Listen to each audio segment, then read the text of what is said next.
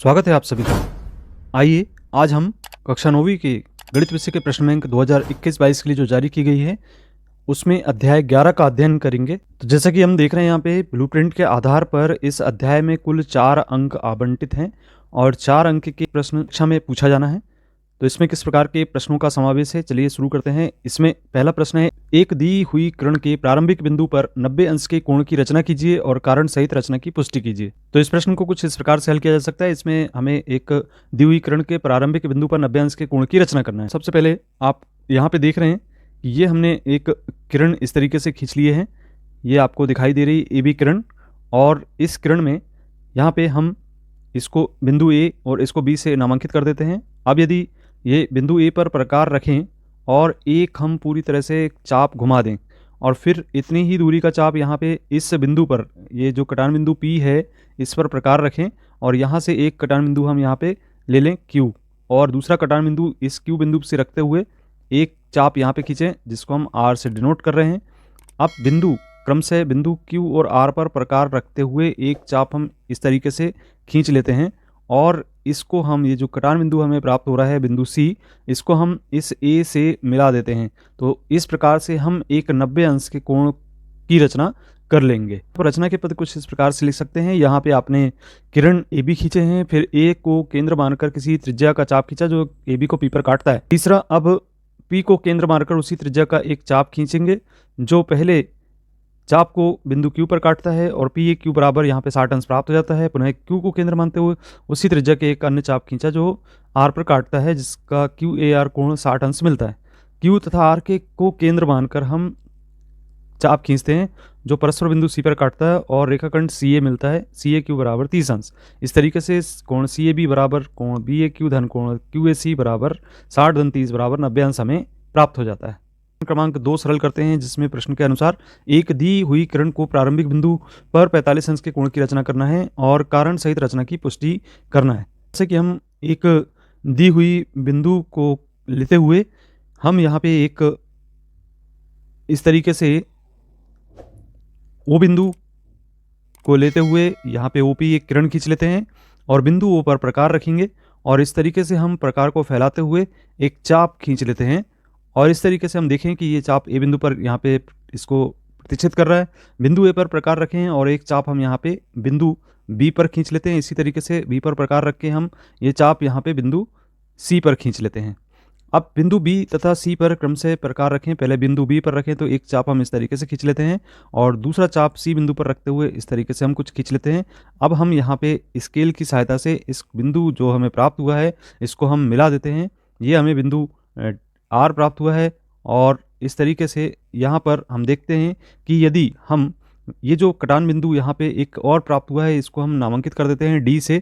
आप पुनः A और D पर प्रकार रखेंगे तो पहले A पर प्रकार रखें और एक चाप इस तरीके से खींच लें और फिर D बिंदु पर प्रकार रख के इस तरीके से हम खींच लेते हैं और यहाँ पे इनके जो कटान बिंदु प्राप्त हो रहा है इसको हम मिला देते हैं। तो इस तरीके से हम यहाँ पे 45 अंश के कोण की रचना कर लेते हैं। ये कोण आप मापेंगे तो ये आपको 45 अंश का प्राप्त होता है। चूंकि ये 90 अंश का कोण अभी आपने बनाया है और इसका आधा आपने अर्धक निकाल लिया तो ये 45 अंश का कोण आपको मिल गया।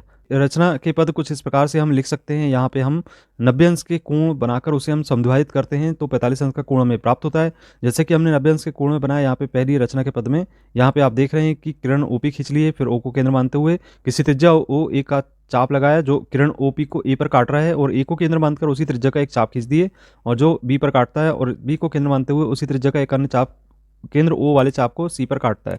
अब B तथा C को केंद्र मानकर उसी त्रिज्या के चाप को खींचते हैं और R पर काटते हैं और रेखाखंड OR खींच लेते हैं जो BC को D पर काटता है। तो कोण POR बराबर यहाँ पे हमें 90 अंश प्राप्त हो जाता है, जैसा कि आप यहाँ पे चित्र में देख रहे हैं।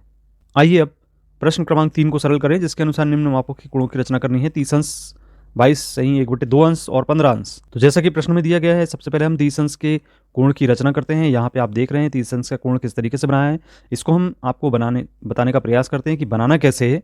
तो चलिए यहाँ पे हम देखते हैं, एक हम यहाँ पे किरण खींच लेते हैं या आपने किरण खींच लिया। अब यहाँ पे बिंदु हमें O और बिंदु A प्राप्त हो गया है। अब हम बिंदु O पर प्रकार रखें और यहाँ से एक चाप इस तरीके से खींच लें और इतनी ही दूरी का चाप यहाँ पे बिंदु बी प्राप्त हुआ है। बिंदु बी पर प्रकार रखा और एक चाप इस तरीके से खींच लिया और इसको हम क्रम से बिंदु सी दे देते हैं, नामांकित कर देते हैं। अब हम बिंदु ओ पर प्रकार रखें और इस सी बिंदु को मिलाते हुए हम किरण खींच लेते हैं बिंदु सी को मिलाते हुए।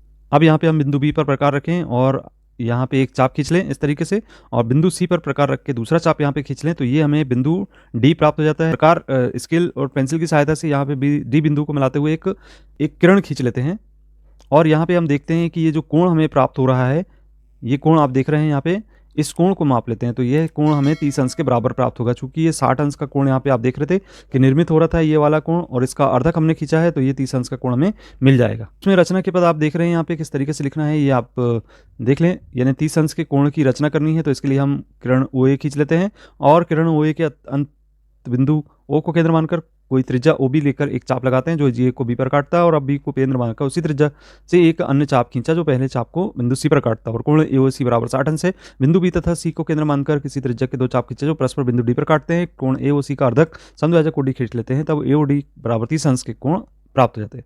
अब आइए यहाँ पे हम अगला जो कोण है जिसको हम कह रहे हैं 22 सही 1/2 अंश, तो इसके लिए हम यहाँ क्या करें, आप यहाँ पे आपने जब 45 अंश का कोण खींचा था, जैसे कि हमने ऊपर आपको बताया है, तो 45 अंश का कोण यहाँ पे आपने खींचा, और यहाँ 45 का कोण खींचने के बाद बिंदु O और बिंदु P पर प्रकार रखकर यहाँ पे हम दो चाप खींच लेते हैं। बिंदु B पर ये एक दूसरे को प्रतिच्छेद करता है।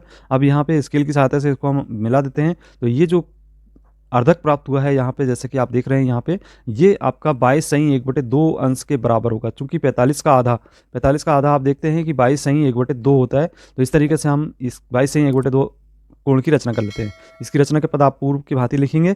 अब इसके बाद हम इसके लिए हम 15 अंश के तीसरे नंबर पे जो दिया गया है 15 अंश के कोण की रचना करना है। तो जैसे कि हमने अभी 30 अंश का कोण की रचना की है, 30 अंश के कोण की रचना करने पर हमने देखा कि यहाँ पे हमने 60 अंश का एक चाप खींचा था, और यहाँ पे कटान बिंदु से और ये बी बिंदु से हमने एक 30 अंश का कोण यहाँ पे बन गया था पी बिंदु पर, और पी और बी का मान 30 अंश था। पी बी का आधा अर्थात 30/2 करेंगे तो यहाँ पे 15 अंश हमें प्राप्त हो जाता है। तो पी और बी बिंदु पर प्रकार रखकर यहाँ पे क्रम से चाप खींच लेते हैं, ई बिंदु पर मिलता है, और इसको हम ई बिंदु पर मिला देते हैं इस तरीके से। तो ये जो कोण प्राप्त हो रहा है ये वाला, ये हमें 15 अंश का प्राप्त हो जाएगा। और रचना के पद आप ये भली भांति पूर्व के भांति ही लिख सकते हैं। आइए प्रश्न क्रमांक हम चौथा हल करते हैं, जिसमें निम्न कोणों की रचना करना है, चांदे द्वारा मापकर पुष्टि करना है। तो 75 अंश, 105 अंश और 135 अंश प्रकार की सहायता से हमें ये सारे कोण निर्मित करने हैं, रचना करनी है। अब यहाँ पे जैसे कि हमने देखा कि ये आपने एक किरण ले लिए OP, और इसमें यहाँ पे प्रकार को फैलाया आपने, और ये एक चाप आपने खींच दिया है। ये जो बिंदु A मिल रहा है आपको और ये बिंदु C, यहाँ पे हम प्रकार रखें और इसका अर्धक खींच लेते हैं, जैसे कि 90 अंश ज्ञात करने के लिए किया था। अब चूंकि हमें 75 अंश की रचना करना है, तो बिंदु T और B आपको दिखाई दे रहा है यहाँ पे, तो बिंदु T पर क्रम से प्रकार को रखें। 60 अंश का कोण हमने बनाया था यहाँ पे, आप जैसा कि देख रहे हैं, और T और B पर प्रकार रख के हमने यहाँ पे चाप खींच ली क्रम से, S पर मिलता है, और इसको O से S को मिला देंगे। तो ये जो कोण बन रहा है यहाँ पे इतना, ये आपका ये कोण आपको स्पष्ट दिख रहा है कि ये कोण यहाँ से लेके यहाँ तक का ये 75 डिग्री का बनता है। तो इस तरीके से ही हमने 75 अंश के कोण की रचना कर लिए। अब यहाँ पे यदि आपको कहा जाए